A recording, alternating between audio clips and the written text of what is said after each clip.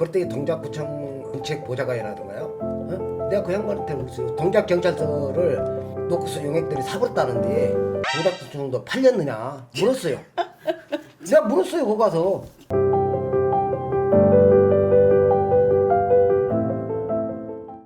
두 번째 PF 지급 보증과 관련하여 문제가 있었다고 말씀하셨는데 구체적으로 어떤 점이 잘못되었다고 보시는지요? 돈도 한 푼도 들이지 않고 공매라는 게 공식적으로 어디 기관에서 하는 게 공매인 거지. 대우건설이 로코스를 정해놓고 10분 안에 후다닥 끝나는 게 공매는 아니지 않아요? 그럼 공매를 예를 들어서 우리 땅을 공매를 하려면 선생님도 거기다 절차를 밟아가지고 진행할 수 절차를 할 수 있어요. 그러지 않았습니까?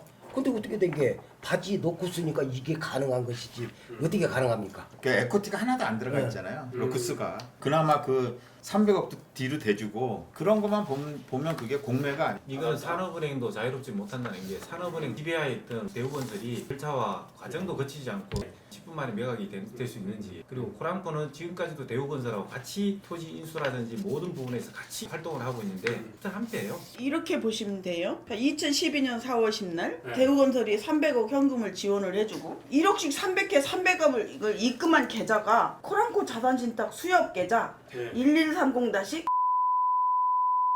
계좌에 300회가 300억이 입금이 됐어. 그런데 다시 12년 4월 10일 당일날 코람코 자산신탁에서 대우건설 우리은행 951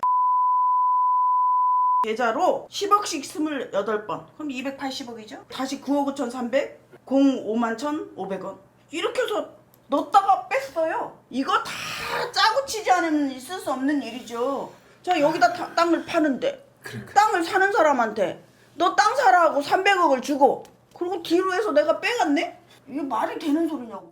대우건설과 일부 전직 임직원들이 1조 원 규모의 땅을 이용해 자신들의 퇴직금을 마련하려 사기극을 벌였다는 의혹이 있습니다. 이 주장에 대해 구체적으로 설명해 주시겠습니까? 대우건설이 직원이 사기극을 벌일 정도로 우리 대한민국 국제은행, 산업은행이 그렇게 엉터리라는 거잖아요. 관리 하나도 안 하고 니 다 해먹어 하고 놔둔 거잖아요. 그리고 너네는 힘이 없으니까 니네는 찍소리도 말고 죽어? 이거잖아요. 거꾸로 피해자를 가해자로 만들고 지금 이런 상황이에요. 그래서 언론이 있다면, 언론이 정의로운 언론이 살아있다면 반드시 밝혀져서 우리뿐만 아니라 앞으로 대한민국에 이런 일들이 발생해서는 안 된다. 이른바 1,000억 원 요구설에 대한 언론 보도가 많았습니다. 이 부분에 대한 조합의 입장을 먼저 말씀해 주시죠. 아니요 그 부분도요. 걔들이 지네 맘대로 쓴 기사지 1,000억을 달라고 요구한 바도 없어요. 제가 읽어보니까 몇십 명이 가등기를 해갖고 마치 그 사람들이 1,000억을 요구하는 것처럼 얘기를 했는데 사실은 저희가 거의 투입된 돈이 1,400억이잖아요. 그 걔네들이 유추해가지고 뭐 1,000억을 달래냐 그 이렇게 앞자리를 써놓은 다 거죠. 뺐잖아요, 언론에서는. 다 뺀 거죠. 이게 물론 무슨 언론입니까? 몇 명이 알박기를 해서 1,000억을 요구한다 그런 제목을 식으로 써놓은 거예요. 우리는 지금이라도 사업이 정상화되면 모든 걸 다 준다니까요. 조합원들께서 문제 해결을 위해 국회 차원의 국정조사와 피해자 공청회를 계속 요구하고 계신 것으로 압니다.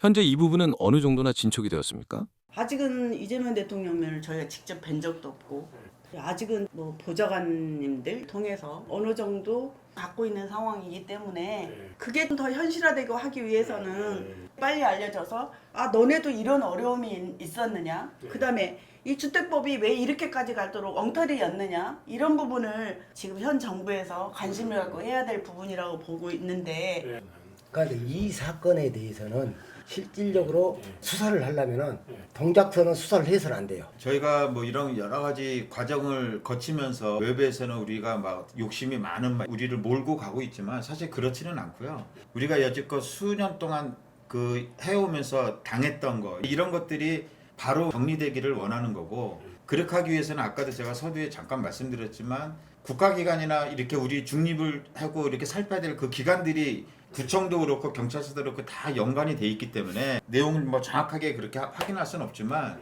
그렇게 되지 않고서는 이런 수사를 하고 또 이런 기소를 하고 그렇게 된다라고 생각하지가 않거든요. 그래서 이런 것들이 뭐 국수본이나 그 공수처나 나는 한번 직접 나와서 한번 내용을 좀 살펴보시고 좀 어떤 것들이 진실인지 이런 것들을 좀 파헤쳐 줬으면 하는 생각이. 저희가 그 동작구청의 문제로 결국은 고소 고발장을 접수를 했는데 경찰 공무원 중에 기억나는 분이 있었어요. 이 사건은 동작경찰서를 떠나야 된다. 여기서는 도저히 될 수가 없다. 그때 얘기였고 지금 현재도 마찬가지로 저는 그 피고소인으로 고소를 당한 사람 중에 한 명이었어요. 담당 수사관이 하는 얘기가 처음에는 왜 이렇게 수많은 자료들을 왜 자꾸 요구를 하고 관계도 없는 거를 이렇게 하냐. 그리고 대우건설이 300억을 현금으로 주고받고 이런 걸 조사를 해야지 왜 피해자들을 이렇게 힘들게 하냐. 압수수색이라는 걸 나오면서 관계없는 자료들을 수없이 수집을 해갔어요. 개인정보도 많고 하는 상황인데 이래서는 안 되지 않냐 했을 때 수사관 너무 악마화돼 있기 때문에 자료를 다 파악을 해서 좀 해주면 오히려 감사해야 될 일이 아니야 이렇게 말을 하더라고요. 그런데 두 번째, 세 번째 이렇게 조사를 들어가면서는 말을 못하게 막 막았어요. 제가 느낀 느낌은 이게 담당 수사관의 범위를 떠난 일이구나. 자, 밑에 수사관 말단은 위에서 지시하면 하라는 대로 할 수밖에 없는 상황이구나.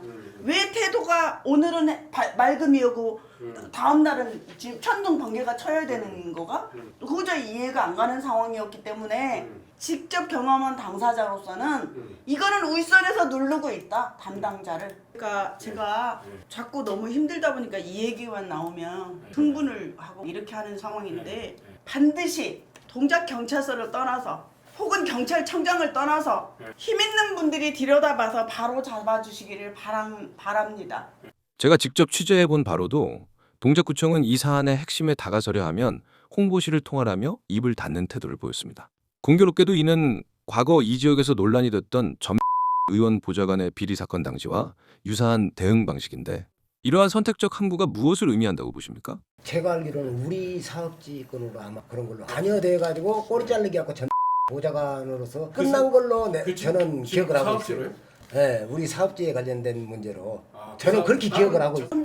문제냐고요. 2017년 동작구청장은 이창우 구청장이었어요. 거기 사업 승인을 한 개의 사업지에 2개 인허가를 내준 거 아닙니까? 그래서 그것 본인이 좀 찝찝했는지 그때 거기에 승인 조건에 이제 민원을 해결하라고 하는 그런 조건을 달았는데 동작구청장이 혹은 밑에 담당이 자기네 빠져나가려고 노량진 본동 지역주택자의 조합은 민원을 해결하라는 조건을 딱 제시해놓고 그렇게 해서 민원을 해결할 줄 알고 약간 느슨해진 상태에서 결국은 그 사업 승인을 이용해서 다 사업지를 나머지 거를 다 매도 청구해서 가져가고 그리고는 지금은 알박기를 했고 무슨 지분 쪼개기를 했고 한 이상한 세력들로 몰아가고 있는 상황이 돼버렸어요. 한 개 사업체 조합이 살아 있는데 그 민영 사업을 승인해 주려고 하는 그런 생각을 갖고 있는 사람이 그 정상적인 그런 국가기관의 단체장이냐? 사업지가 있는 허가가 돼 있는데 지역주택조합이 노량진 지역주택조합이 살아 있다니까. 그런 것들을 조사를 하려고 하면은 아까도 얘기했지만 경찰서나 이런 차원이 아니다라는 얘기죠. 이미 연루가 돼 있을 사람들 같은 부패 사슬에 엮여 있는 사람들이 그걸 못하게 막을 뿐인데 위에서 힘 있는 기관에서 나서지 않으면 영원히 묻힐